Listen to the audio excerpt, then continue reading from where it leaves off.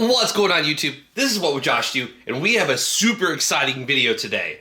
Now, I'm using the camera's built-in microphone because this is kind of a big thing and I'm mobile and I don't have a freaking, so here we go. This is the Bluetti AC180. In this video, we're going to unbox it and we're going to test out some things that it can power and we're going to talk about it. Now, full disclosure, before I get started, this was sent to me for free by Bluetti. They are not paying me to make this video, but they did send me this product for free in exchange for a video. It would be impossible for me to buy every single new product that comes out. I just don't make that much money. So I do really appreciate the ability to make this video, and it's all thanks to Bluetti. This is the AC50B. This is a much smaller unit. This is a much bigger unit that is going to be a lot more capable. I could not be more excited. Most of my power stations are much smaller than this one.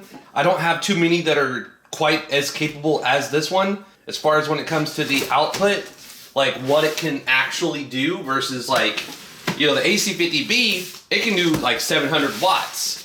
So it is actually very capable for such a small unit. This one can do so much more than that. All right, so it's a box inside a box. This is the official one. That one's shipping, obviously. AC180 portable power station. Same thing on this side. Bluetti on that side. A picture of the device on this side. Let's go ahead and pull it out of here. So this video won't be too long. It's a power station. It's an exciting one. We're gonna see if it'll power a microwave. We're gonna see. We know it'll power a fridge because our fridge is pretty efficient and draws about 110 watts, only when the compressor is on. So other than that, it doesn't draw any at all. So you do have a grounding screw in the box. So you can ground this unit. Then you have a giant plug that is very thick. Oh my word, look at that. And then you have the outlet to charge it with your car. So you can charge it with an AC outlet, like the wall outlet. You can charge it with your car, or you can charge it with solar. And we do have their 120 watt panel. So we will be able to charge this thing with some sun, which is just beyond exciting. All right, they keep it nice and secure. That's exciting. Let's pull it out. Oh, it's a little heavy for me. All right, there's nothing else in the box there. All right. Oh, we have a wireless charging spot on the top of it. 15 watts. Do not place metal objects in the wireless charging area. Download the Bluetti app. All right. Alrighty, now we're using our Zoom H2N, the microphone we've been using since 2012 that has been absolutely fantastic. So on the right, we have the new unit. And on the left, we're going to have its little brother, the AC50B. So as you can tell, this thing is a lot lighter and it's a lot smaller than this guy. But this one can only do 448 watt hours. This one can do 1,152. So that is more than double, or a little tiny bit over double. It also can do 1,800 watts, which is more than double the 700 watts that the little brother can do. All right, in an effort to not trip my breaker, because I live in an old apartment and our breaker isn't very strong. In one of my power station videos, I tripped it very easily with drawing 1,400 watts. So I just turned my computer off to hopefully, not trip it. So let's take a look at the unit. On the front of it, we have the DC input. This is how you're gonna charge it with your car outlet and possibly even solar. This is gonna be your outlet to charge up like that DC 12 volt fridge, like the one we made a video on. It's gonna do 12 volts at 10 amps for 120 watts. So you could also plug in like a compressor and air up the tire in your car. You have a USB-C 100 watt, and then you have a whole bunch of USB-A. That's unfortunate. I would have liked to have seen more USB-C because, I mean, these are 5 volt 3 amps, 5 volts 3 amps. So these two are shared, these two are shared. So I'm assuming if you did this one and this one, you do 15 watts on each, so 30 watts total. But if you did both of these, you would get 1.5 amps on each. So I don't know. We'll have to figure that out. So yeah, I just verified if you use these two together, you're gonna get 7 watts on one and 7 watts on the other. So it does split. To use USB-A to its full potential, you'll want to just switch to the different one over here. And now both of these are going to be able to charge at higher speeds. So this one's getting 11 watts and this one's getting 10.5. But if I then take this, move it over here, it's now splitting that power between these two. Yeah, so unless you need to charge 4 USB-A things, it's going to be most efficient to just charge 2, because then that's getting 15 watts and that's getting 15 watts versus now it's going to be getting 15 watts. So 7 watts when you could be doing this and get 30 watts total instead of 15 watts total. But then we have our 1800 watts and our AC output, and we're going to download the Bluetti app. We're going to continue checking out the device. So here you've got your AC input to charge it with the wall outlet. And then here, if you trip something, you have a button to reset it. And then that little screw it comes with, you can ground this unit, which is exciting. And then you have a fan to funnel air in and out of the unit to keep it nice and cool. And then here on the back, we have some specifications. So this is AC180. This can do input of 500 watts max with the DC input. The AC input can do 120 volts at 15 amps, 60 hertz. Then it has the temperatures that it likes to operate at. The battery capacity, 32 volts at 36 amp hours. And then the AC output. USB-C can do 20 volts, 3 amps, or 20 volts, 5 amps. So that is 100 watts. Wireless charging is 15 watts. The cigarette lighter can do 12 volts, 10 amps, and then the AC and DC output can do 1800 watts maximum. And we also have a fan on this side. So this side is facing, like the air goes that way, I believe. And then this is the other side of the fan. So I believe this is the input side. It's gonna input air out of this side, which is the right, and then it's going to exhaust it on the other side, which is the left. All right, let's plug this unit up and then make sure we get our app ready.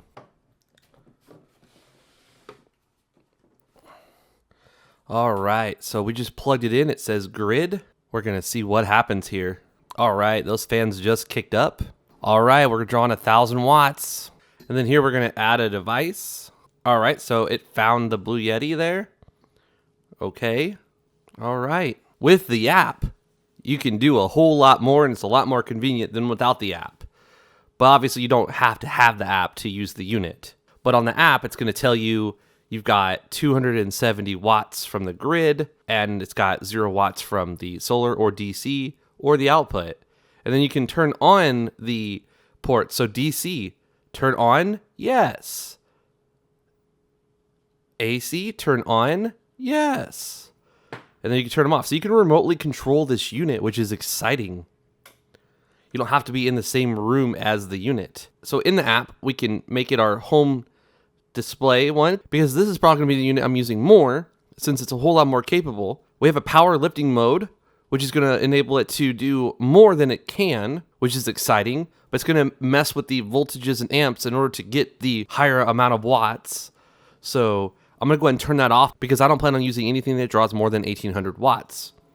The charging mode, we have standard, which is the mode it's in now, and we have silent. It'll be nice and quiet, but it will be a slow charge. And then if you're in an emergency situation where you need to charge this thing very fast, like say your power's out at home and this thing's dead, but you need to go somewhere and charge it, that's going to be the option you want to use, turbo. It's going to allow all the power to go through. Now I know that my apartment breaker will not allow me to use turbo, so I will keep it on standard. And then we have eco, so it's going to automatically put the unit in eco mode where if it doesn't detect any power, it's going to turn it off. And you can customize the setting and you can change the amount of wattage that is allowed to go out. So say you're charging your phone with DC. Once it realizes that your phone is drawing only 1 watt, if you have a 5 watt limit, it's going to turn off that if it hits that 5 watts for so long. Which here, you can set all that stuff. So you can change the wattage, and you can change how long it's at that wattage or less before it shuts down. We have auto sleep.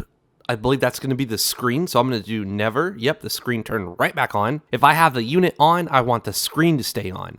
Now, it will draw a little bit more power, but I'm not too worried about that. And then we have our firmware upgrade. So this thing is up to date, but if it wasn't, it would be able to update it. And the exciting thing is with firmware updates, it's able to update the unit and add more features, fix bugs, and just make it a better overall unit.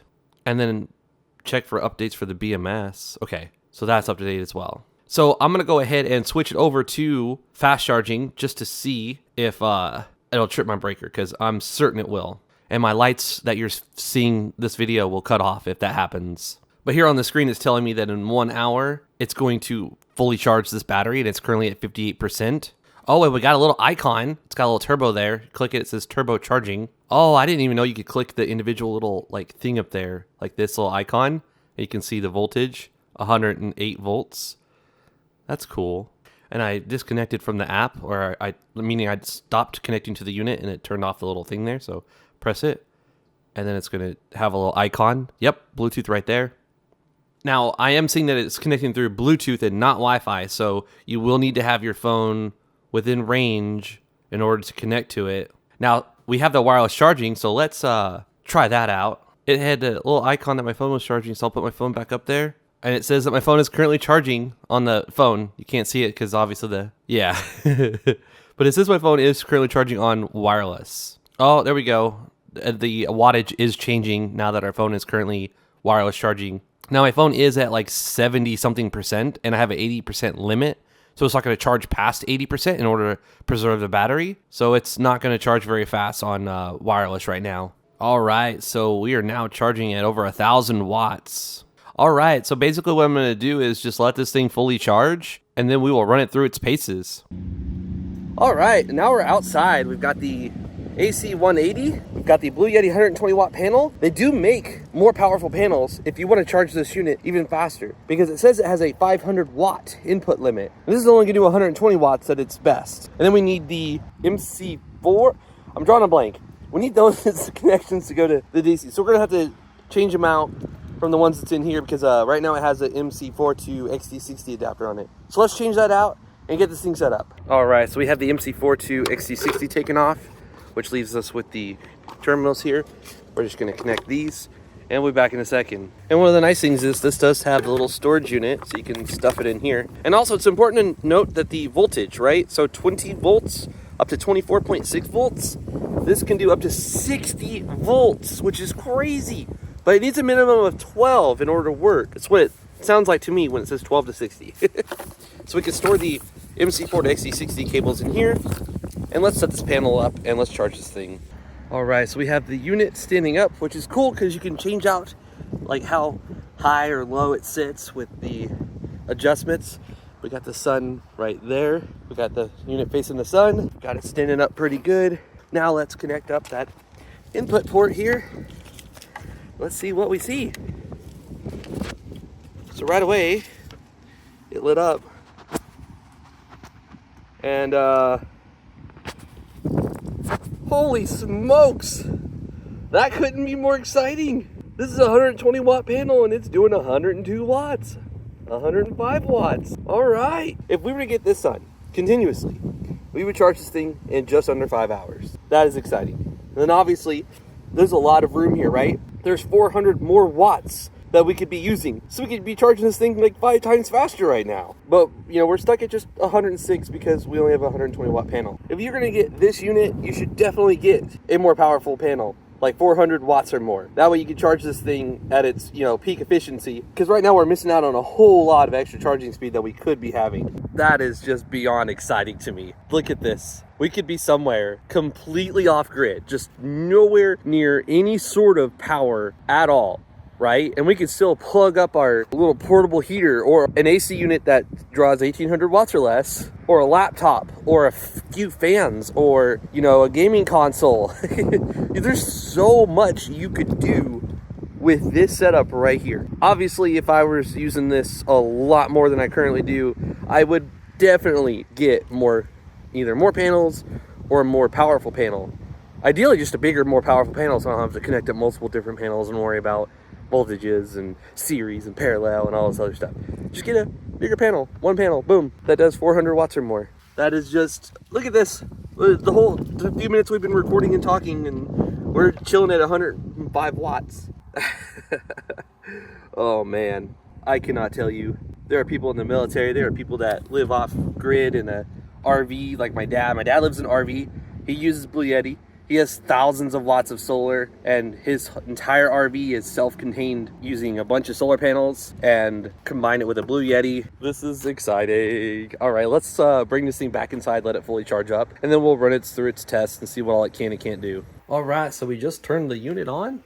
It has power, so I'm gonna go ahead and press the AC button, and you'll see that it turns off. So it is connected. Sorry, I gotta turn you sideways just so you can see both at the same time real quick, and it turns on. Okay, so we're gonna go ahead and do 30 seconds and start and see what we see. Oh, that's a lot,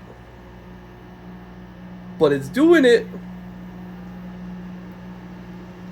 Wow, I honestly genuinely did not expect that. Oh, it is literally at the limit.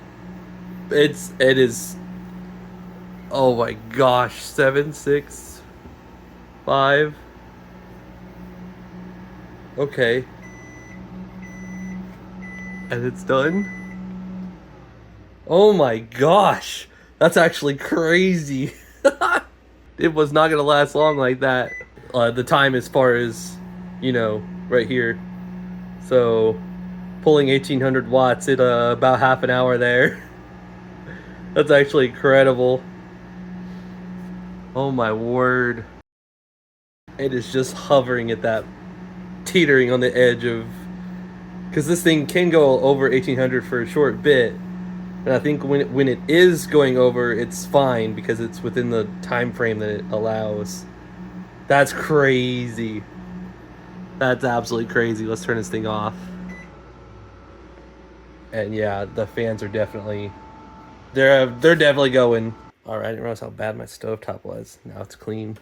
All right, so the fan stayed on for about almost a minute after turning the refrigerator on, or the microwave, powering the microwave with it. And when I heard my refrigerator kick on, I'm not seeing a power yet, but it is powered on, and you can hear that. But it's not showing how much it's doing. But it is working. It's definitely powered on. Why isn't it showing the power? Oh, there we go. After everything settles down, it only takes about 110 watts or so. Maybe it's because it's doing the refrigerator and the freezer at the same time. Not sure. Oh, look, it turned back to... I don't understand this, but what I do know is that it will run for a very long time because even with the AC50B, I was able to run this thing for an entire day. So this thing should easily do it for a couple days. That's just beyond exciting.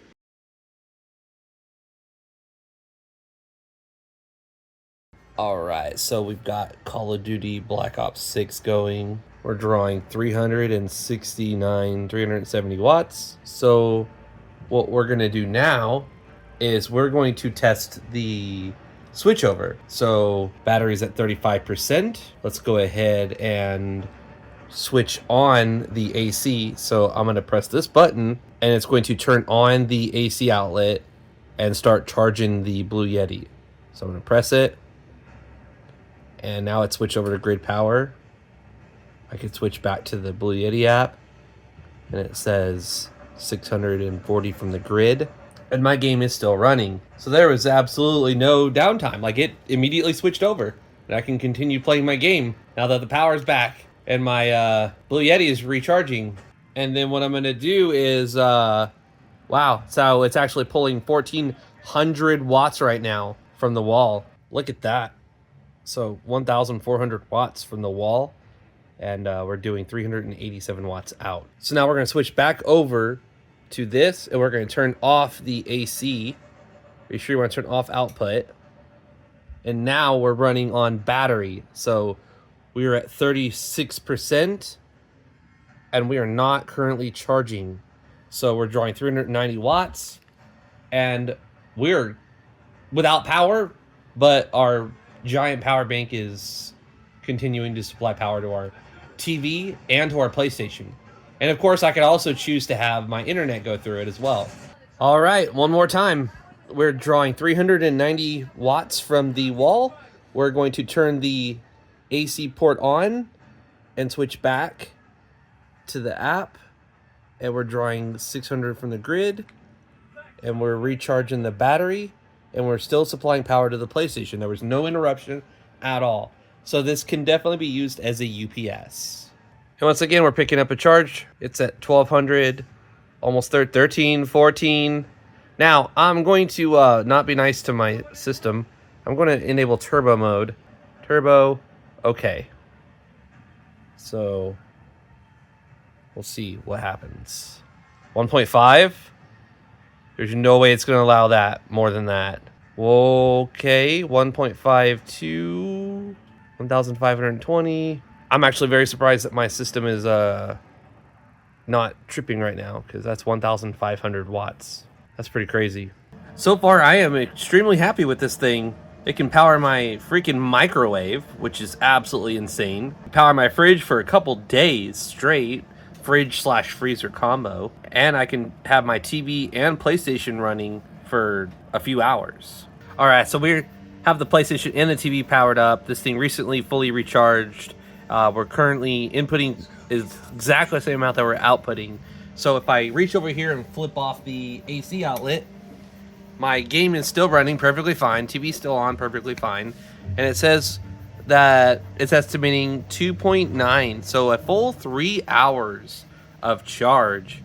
Now, if we're able to add some solar to that, then obviously we can offset that and run off of the solar until the sun goes away, and then purely go off the battery in here. One of the downsides to this unit is the C port is output only. We cannot input using that port. So if we have no solar, the only thing we can do is use the DC input from another power source. Now that technically the power is back, you know, we're simulating a power outage. In less than an hour, at this current rate, at this current output, this battery is going to be fully recharged, which is freaking sweet. And then when this is 100% and our power cuts out, it'll just run on the battery for a few hours until it dies. All right, so we are going to go ahead and turn off the AC. No interruption, fantastic. All right, now we're gonna test and see if it has the super fast charging 2.0 protocol. And that's exciting, look at that. I am showing PPS right now. So this thing is charging at almost 40 watts. I'm gonna go ahead and plug it in. And there's the two icons there. Super fast charging 2.0. Let's friggin' go. And then real quick, we're gonna test all of the protocols. Turn it off, connect it to external power, plug this in, charging protocol, be ready, auto detection, and it's currently running. And this is all while outputting to the TV and the PlayStation still. So wow, this thing is actually loaded. We'll start at the top with Quick Charge 3.0. There you go. FCP. There you go. SCP.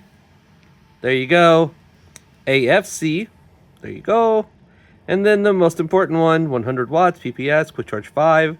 Yep, lots and lots of protocols. And of course, we have the PPS at 5 amps, which you just saw is super fast charging 2.0.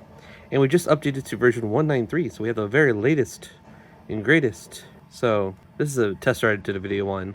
So absolutely fantastic. Now, what about the USB-A ports? Are they super freaking basic, or are they actually pretty decent? All right. We're gonna go here to fast charge.